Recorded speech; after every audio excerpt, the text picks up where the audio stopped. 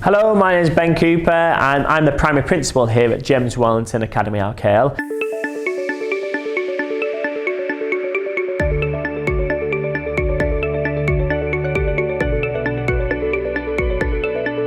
I just want to talk to you about spacing practice, which builds upon retrieval practice, the idea of practicing taking things out of your memory and using them. Spacing practice involves spreading learning opportunities across a period of time. This includes engaging with learning repeatedly over a longer period of time. So many people would study something for maybe 3 or 4 hours and then perhaps not come back to it. Whether spacing practice over a period of time allows the brain to continue to repeat over and over one particular kind of topic or piece of information. It's a bit like driving around in Dubai. If you take one route and then you never take it again, the chances are you will forget the directions and the way that you go. However, if you practice that route over and over again over a period of time, then really that will allow you to remember that route much more clearly and it will stay in your long-term memory. And that's exactly what it's like for children. Learning something over a period of time allows them to practice over and over again.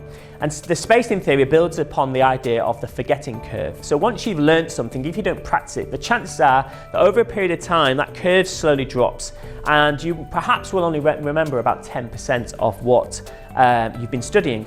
However, the forgetting curve can then be changed because if you practice something again, maybe a week later, that curve will then kind of increase. And then as it decreases again, you will forget less. So you'll probably remember about 20%.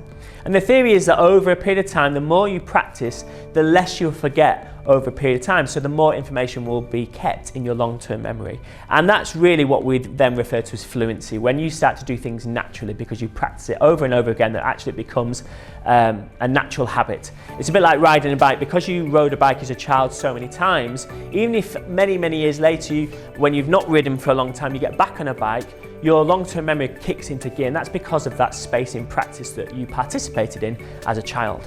In the Wellington Academy, that is reflected in the curriculum. So rather than children studying a topic just for 3 weeks and then never coming back to it, our teachers purposefully plan when they're going to encode that information in that child's brain in a really fun and engaging way, but also they plan when they're going to ask the children to retrieve it. And if it's something that they're less familiar with, they will retrieve it more frequently. And if it's something that children are very confident at, they will retrieve it less frequently. And that all links back to that spacing effect.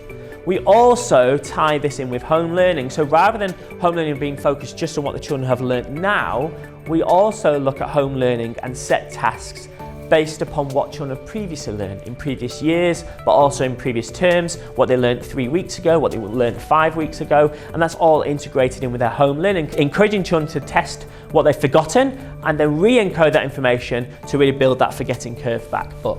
We also use technology. So we use things like Times Table, Rockstars and Century to really allow the children to practice skills. And using things like automated intelligence, where computers set children regular retrieval tasks spaced out over a time, then that will automatically allow children to practice things that they've learned previously.